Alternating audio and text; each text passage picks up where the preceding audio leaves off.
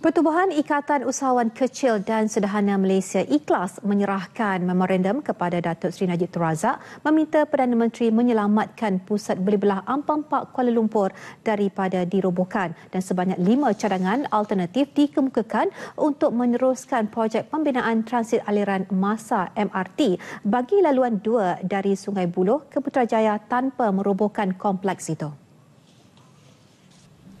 Presidennya Muhammad Rizwan Abdullah berkata cadangan dikemukakan sendiri 139 daripada 253 pemilik strata Ampang Park yang tidak bersetuju dengan pengambilan tanah tersebut.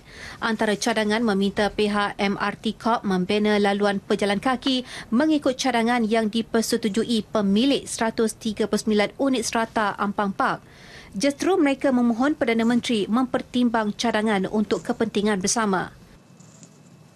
Ini ikhlas bersama pemilik Lot Ampang Park, kita dah kemukakan 5 cadangan kepada pejabat, kepada Yang Amat Berhormat PM.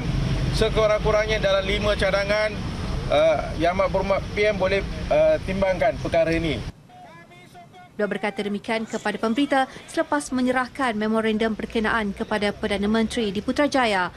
Memorandum diserahkan kepada penolong Setiausaha Pejabat Perdana Menteri Megat Shah Hamirul Megat Muhammad Yusof.